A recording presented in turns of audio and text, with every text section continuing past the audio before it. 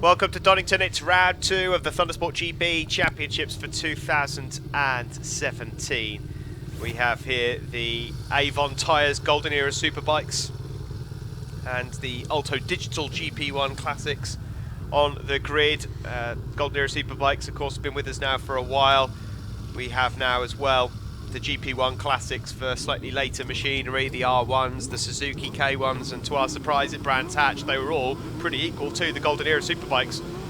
Ryan Strafford is on pole position, number 57, who after round 1 was just a few points behind Richie Thornton. Now Richie Thornton there, number 71, you're used to seeing him on a yellow Kawasaki, but as we ride here with Ryan Strafford on his Honda, Richie Thornton had a bit of a problem on Friday, Sid, and luckily for him, Andy Plaskett was about and said, "Here you are, mate, borrow my bike for the weekend," and it seems to be working out rather well as he launches down into the old hairpin out in front. But just goes to show the great sportsmanship that we have in the Thundersport GP paddock. Yeah, I mean, what a great sport. We see that often, don't we, as it happens, you know. Yeah, borrow my bike. I mean, anything could happen to it. I mean, he could have wrecked it, couldn't he, this weekend? He might still do, actually. But had a great day on it yesterday. It really suits him. And to be honest with you, I mean, Richie must be really thinking about, do I want an S-Rad? Because oh dear, there's a problem there for Vince Carlton. He pulls over on his beautiful Ducati. But yeah, I agree with you. Maybe he will start suddenly thinking, oh, maybe the Suzuki's the option for me. I have to say that there are 1 or 2 machines out there that you might recognise saying, oh, are they hustlers out there? There are some newer machinery out there, the GP1 Overflow out on this grid, so try not to pay too much attention to them if you're focusing on the Golden Era Superbikes and the GP1 Classics. But in general, Sid, there's some beautiful looking bikes out there in this field. Some of the Ducatis, the R1s, I mean the R1 of Shane Pearson there, the TWP racing machine, looks beautiful. You can see that out on circuit as well there, that Suzuki of Jason Bayard, there he is, number 76. That looks an eyeful as well. Sort of similar colours to the MotoGP Suzuki colour scheme as we ride here with Strafford. Yeah, I mean, like Strafford's RC51, I mean, such a fantastically turned out machine, really, really pleasant. But I mean, obviously we're not disappointed once again, just as you'd expect, with Mark Biswell, who's carrying the number 1 plate and has gone and tried his luck with a Triumph 955 this year, which I thought was particularly brave, but I mean, he's doing quite well on it. But it's just, there he is, talk of the devil, such a pretty machine. I mean, he spends so much time and effort making that bike look pretty, but nearly everybody in this class also has done as well. Andrew Plaskett's S-Rad there, beautiful. And of course Shane Pearson on the TWP R1 there, I mean, he does a fantastic job of doing these bikes up for people. In fact, he prepares these R1s almost for a living and then sells them on, so I'm hoping he sells plenty more that'll come into this championship. I have to say, it's one of the more appealing classes. I think with the addition now of the GP1 Classics as well, you know, if I was considering getting back into racing at the moment, I think that this might be just the class I'd probably look at, because I just love the bikes still. I think they're brilliant. You can still set them up so that they handle like they're on rails. But it's just the sort of nostalgia to it. It's nothing to do with the fact that you spent a bit of time riding a 172 brake horsepower R1, is it? Absolutely nothing to do with that at all. Which you crashed, but not your fault. It's actually rather embarrassing that I here am sitting talking about a championship that is now considered a classic. Golden era. And it was a golden era. That is slightly worrying. But that bike there, look of Shane Pearson, Jason Bayard's as well, that's an eyeful. That's really nice looking bike. Steve, look, they came out in 98. They were a game changer. It's that simple. And it literally spelt the end of the 750 Superbikes, effectively, because, you know, and that bike now, it could still mix it in the right guys, could still mix it, actually, with GP1. Well, you've got a Suzuki there from a Yamaha, from another Suzuki, K1, and then the Honda of Ryan Strafford. All 4 of these guys have got some history with Thundersport, of course. Richie Thornton has been racing now in the Golden Era Superbikes for a number of years, always ever present on the podium, although you get the feeling that this year is the year where Richie Thornton really is going to try and fight for this championship along with this man in Golden Era Superbikes, Ryan Strafford. Ryan Strafford already a champion with Thundersport, don't forget. Street Fighter B champion, Street Fighter Extreme as well. He won many trophies in his time with Thundersport GB, has Ryan Strafford, as we ride on board of them coming into Goddard's. The two men up ahead of him, well, they've got a bit of pedigree as well. Both of them, believe it or not, are champions with Thundersport. Now, Shane Pearson won the Golden Era Superbike Championship here just a couple of years ago on a Suzuki. Jason Bayard was in the GP1s. Now, I'm going to scratch my head a little bit here because I can't remember if it was at the time a freshman class or a pre-national class. It was one of the cup races within GP1 that Jason Bayard won. Pre-national 1000? Possibly, unless, what was it named before that? The year before the pre-nationals? Really scratching my head here. I'm annoyed with myself that I can't remember. But Bayard was a champion of that. It went all the way to the final round and Bayard ended up victorious. So Bayard knows his way around at Thundersport GB. Beyond these guys further back, you've got John Wright, Ross Dunning, Martin Stanier, of course.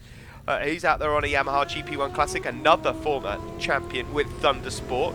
Andy Chalice had a great round back at Brands Hatch.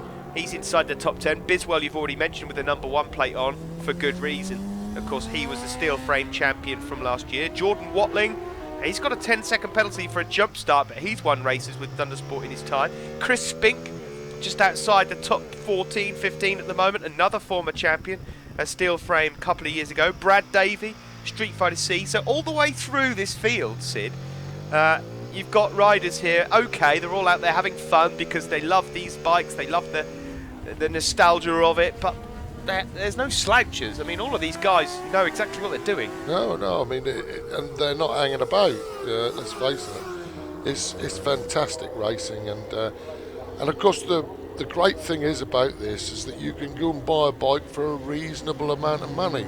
You know, instead of having to invest sort of 25, 30 grand in a top running GP1 bike, for example, you know, you can buy something more like 2 to 3 grand and do a bit of work on it and everything else, and so it's not a bank breaker, is it? I bet there's a few riders. I certainly recall the years in club racing level when these R1s and these K1s first came out. I wouldn't mind betting, Sid, that there's 1 or 2 guys, because you were running Jamie Hitter at the time when those bikes came out, and of course successful with them in that. Oh dear, there's a rider down there. Marshall's just running towards a rider, so someone's gone down. Not sure who that is. Hopefully the rider is okay as we quickly look here at 114 John Wright. I just wonder whether there's a couple of them that are suddenly saying, you know what, I don't mind having another go at this. We know Jamie Hitter, of course, did come back on the Kawasaki, but I bet he wouldn't mind another go out on the old R1. And certainly when I cast my mind back to the riders he was racing against, they're not too old to come back and have a little play. I wish I'd never sold ours now, I've got to say. But at the time I didn't think that it would ever get out of the garage again. And of course, there's a lot of people who have felt like that. But I can reveal that already these 98, 99 R1s, the prices have started to rise already on the back of this championship. Quite amazing. They've already gone up 500-600 quid. Unbelievable, and they will rise even more. It's a supply and demand, isn't it? Yeah, absolutely. I actually saw it looked like a brand new, so of course it wasn't. I saw an R1 on the road the other day, pulled up alongside me at a junction, and I looked at it and I thought, do you know what? That is beautiful, and I immediately thought of the GP1 Classics as soon as I saw it. Well, there are people, in fact, I saw on social media the other day, and there was a picture of some of the TWP R1s that he's turning out, and there were many people who are saying that they still believe that it's the most beautiful bike ever produced, and that's quite something when you think that they're 18 years old, that is. Seeing here at the front, this is the great thing about this GP1 Classics and the Golden Era Superbikes out on the circuit at the same time. You're looking at two different generations there of Suzukis going at it. Richie Thornton, number 71, and number 76, Jason Bayard, with that Yamaha R1 just up behind. Well, of course, the Suzuki K1000 has to have restricted sized throttle bodies to enter this, so it is a little bit strangled, in fairness to the machine. But because that was, as we see, the last lap flag there, so this is the one. But again, you see, when I said that the Yamaha R1, when it came out, was a game changer, the GSX-R 1000 was another game changer, you know, sort of 2-3 years later. It's, you know, unbelievable. And if you weren't on a Suzuki in the early noughties, you weren't going to win. Well, there you see a couple of other Suzukis there, John Wright and Ross Dunning. And out the front of this one, Jason Bayard it is that has the lead on circuit from Richie Thornton. But just remember that both of them would take wins in their respective classes. So Thornton won't want to do anything too silly. Because particularly on a borrowed bike. Yeah, he won't actually gain any more points in the Golden Era Superbike Championship, even if he goes back past Jason Bayard. In third place on circuit there, that Yamaha number 35 of Shane Pearson's would be second in class. And Ryan Strafford at the moment, he's just struggled to hang on to that leading group. It's still going to be a big haul of points for him. Don't forget, Strafford won a race here yesterday, race 1. So he's already got a win in his back pocket. All, of course, important for the championship. Thornton won the second one, so Thornton and Strafford have been sort of exchanging blows this weekend. Oh yeah, by the way, yesterday Ryan did, of course, press at home last night to me. Of course, this is not a race-winning machine. I thought we got over that. I thought we got over that. He couldn't help it. He couldn't help having a dig, which is fair. All right, okay. Well, if that's where we stand, then we'll come up with a game changer. Now, checker flag goes out. Good racing that. Good to see all these different types of machinery out there. Jason Bayard, good to see him back with us on the May Construction Suzuki. He wins the race outright and the GP1 Classics. Richie Thornton there in second on Andy Plaskett's bike will take 25 points in the Golden Era Superbikes. Shane Pearson, third overall on that TWP Racing Yamaha. Ryan Strafford, of course, the Continental-backed Honda in fourth. John Wright on the Controls and Safety Limited Suzuki was fifth. And then RD Racing Suzuki rider Ross Dunning there in sixth. Top three, Richie Thornton, Strafford and Mark Biswell in the Golden Era Superbikes. And in the GP1 Classics, Jason Bayard, the winner from Shane Pearson and John Wright. And in the GP1 Freshman, Robert Smith, the winner from Ryan Ledbetter and Roman Grendal.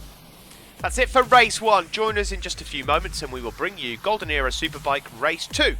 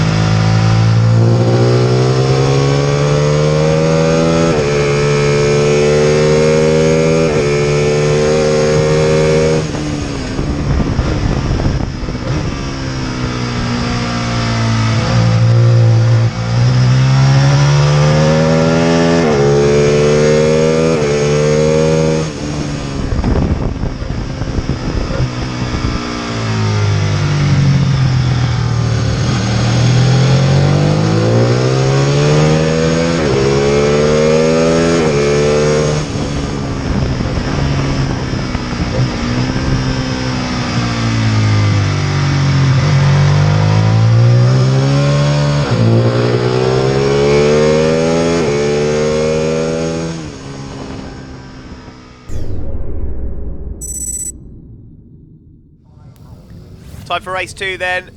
The AVON tyres, Thundersport Golden Era Superbikes and the Alto Digital GP1 Classics. Earlier on, Jason Bayard, the winner on the May Construction Suzuki, although he's not lined up on the grid for race 2, the 2013 Clubman 1000 champion with Thundersports. Yes, I have been looking at the results in between the two races. Not sure why Bayard isn't out there. He was involved in a good scrap earlier on, just won it in the end from Richie Thornton, but it was by no means easy.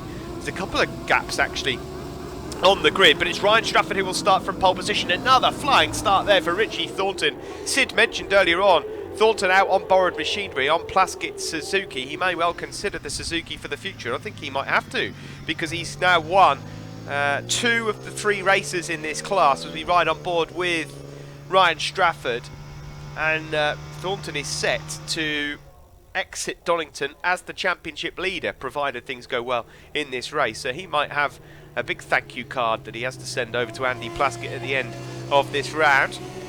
The rest of the GP1 Classics and Thundersport Golden Era Superbikes and GP1 Freshmen plough through the old hairpin. Further back there, number 39 stands out, Rick Allman. Plenty of mixed machinery out there. I noticed in the results from yesterday that a certain Richard Blunt had appeared as well with a race win, Sid, but no sign of him today. He had a bit of an off, a little bit of an injury, so unfortunately he had to retire for the weekend. Yeah, it's not unlike Richard Blunt, is it? I wish him all the best. I hope he's not horribly hurt. He's a really lovely guy, is Richard Blunt. If he finishes a race, blimey, that went a bit wrong there for John Wright. He nearly found his way over towards Redgate Corner, direct from Melbourne then, as a few riders are sitting each other up. Yeah, Richard Blunt, when he's fit, you stick him on any bike you want and he will compete. He's a fast rider, as he's obviously proved, former Thundersport Golden Era Superbike champion.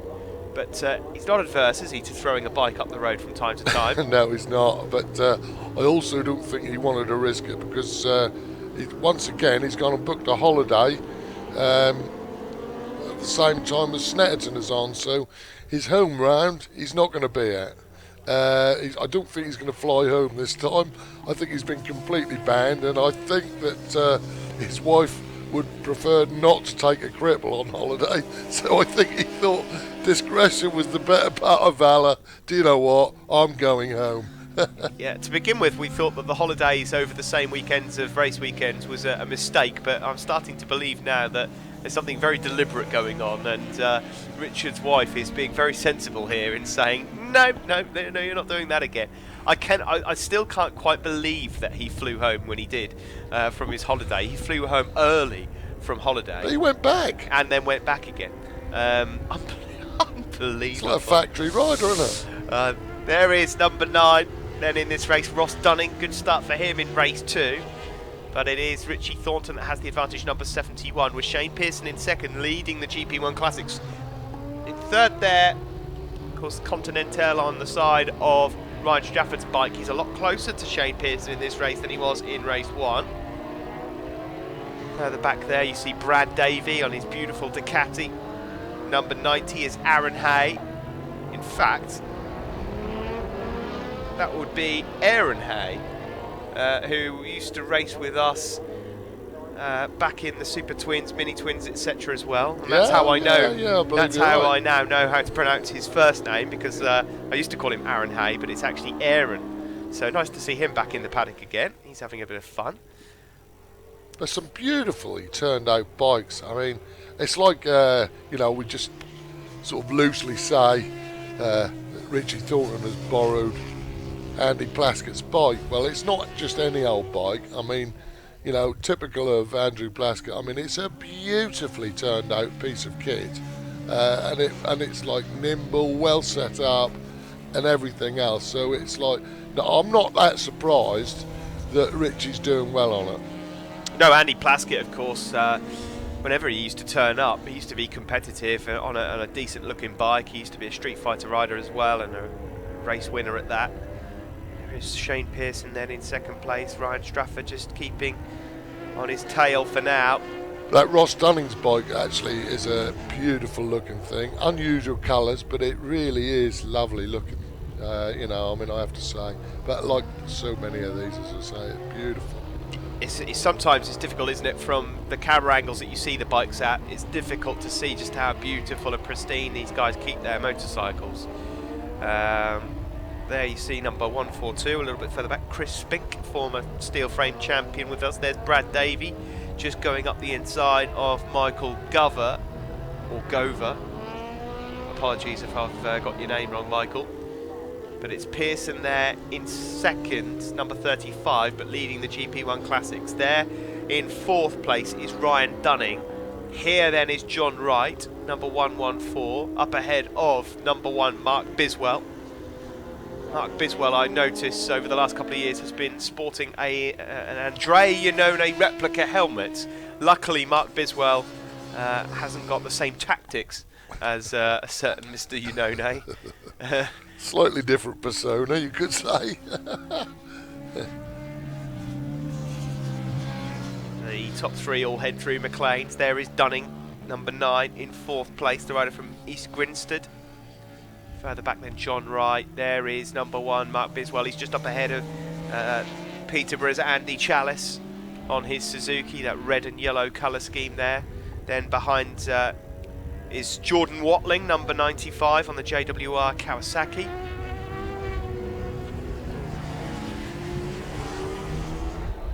So Thornton going very well. In terms of lap times at the moment, of course, it is slightly later in the day. It's chillier than it looks.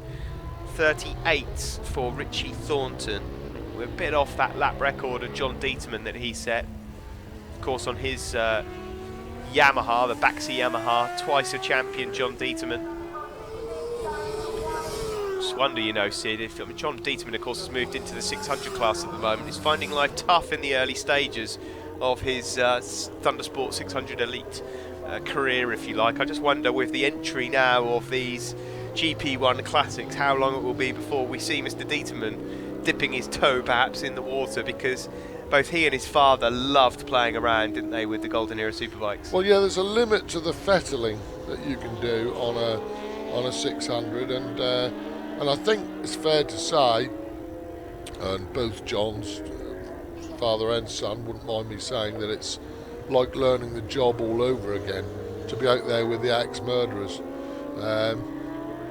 And the 600 boys are called axe murderers for a very apparent reason. And there's a big depth of field, so this year, so it's going to be tough for him, very, very tough. And of course, like John Senior used to make most of the stuff for their Golden Era machine, and literally make it from scratch. So it's, I wonder what maybe he's taken up gardening, maybe he's pottering in the greenhouse. I'd like to see them take on another. I mean, I think that this is enough of a challenge as it is. I think the 600s is an interesting choice for John, and we wish him the best of luck for the rest of the season. But he is a champion at this level. Both he and that Yamaha gelled really, really well together. What I'd love to see is, I'd love to see Dieterman. Oh, there, Biswell just sitting up Andy Chalice, the pair of them losing out there, as that's Jordan Watling coming through on them as well. I'd love to see Dieterman take on maybe another Golden Era Superbike machine and try and build that into a championship winning bike. As Strafford here goes up and attacks Shane Pearson. So it won't change anything in terms of Strafford's points for Golden Era Superbike, but it will change pride. He goes up ahead of that Yamaha. It's a good effort from Strafford. He's taken a step forward since race 1. Yeah, he's taken you mean for round 1, did you mean? No, I mean from race 1. He wasn't as close to Shane Pearson. Yeah, but I mean, he obviously had a good day yesterday, but I think that generally, you know, his persona, he's walking with a bit of a swank about him, isn't he? He's always walked with a swank. Poor old Ryan, the old Yorkshire boy. But yeah, but he's doing really well, isn't he? Let's face it. I mean, it's brilliant on such a brilliant bike as well. A race-winning machine, indeed. Yeah. Let me see, number 121. A bit further back, Martin Staniak I have to say, one of my favourite bikes from this particular era, Sid, although I'm not, I mean, you will probably be able to correct me on the rulings of it, but my favourite bike from this era, I don't even think is eligible to race in this, and that's the old RC45. Yeah, I know you can run an RC45. Pretty as a picture, those bikes. I mean, absolutely. The only trouble is they're worth about 75 grand, I'd imagine now. Ah, wow. You'll be able to afford one then, Sid? No. No. As they say, if you want to earn a small fortune out of motorbike racing, the best thing you can do is start with a big fortune. Absolutely. I started with a big one, and now it's very small. Well, the last lap flag is out. Thornton leads it then from Ryan Strafford and Shane Pearson on circuit. This battle rages on. As it stands, Thornton will take a championship lead into Snetterton. It's been a good weekend for Thornton, despite what happened at the start of it. He has really gelled very well with that Suzuki, and that will give him some food for thought, I'm sure, in the break between now and the time we get to Snet. I wonder, just looking at his posture on the bike, because the Suzuki, if it's got anything, it's more nimble than the Kawasaki. It's a lighter machine, and it seems to suit, I don't know what you think, it seems to suit his riding style more. Yeah, maybe that is the case. It certainly looks that way. It's very rare for someone to jump on borrowed machinery and to be able to ride it so comfortably. It's not like he's had any moments, is it? He's not looked out of shape at any point. It's all looking pretty good for him. As we see here, Strafford heading through the foggy S's. It's been a good ride from Strafford, this. Damage limitation, of course. He's not letting Thornton get away too far in the championship. Shane Pearson is going to take the maximum points in the GP1 Classics. Of course, Ross Dunning was leading that coming into this round. As the checker flag goes out, we'll see the points in just a moment. Good win there from Richie Thornton, a double here on Sunday. 3 out of 4 race wins for him. The wind really is getting up there. You can see Dave with the checkered flag. Across the line goes Ryan Strafford, a wheelie from Shane Pearson. He finishes 3rd on circuit but wins the GP1 Classics, and Ross Dunning will go across the line a bit later though in 4th. Mark Biswell on his Triumph 955 finished in 5th place. John Wright, number 114, on his Suzuki, finishing in 6th. Top 3 there then, Richie Thornton, Ryan Strafford and Mark Biswell in the Golden Era Superbikes and in the GP1 Classics. It is Shane Pearson from Ross Dunning and John Wright. Let's have a look at those championship standings. We'll get the GP1 freshmen first. Smith, Ledbetter and Grendel. And now let's see what the gap is between Thornton and Strafford. Well, it's only 34 points this early stage of the championship. Mark Biswell is up into 3rd place ahead of Andy Chalice. Andrew Winter is there in 5th with Jason Dixon 6th. GP1 Classics, it's Shane Pearson with the lead now. He moves ahead of Ross Dunning as we head east to Snet in Norfolk. John Wright there in 3rd ahead of Brad Davey. That's it from us then here at Donington Park. We'll return to this circuit later in the year, but next up for us, round 3, Snetterton. We'll see you then.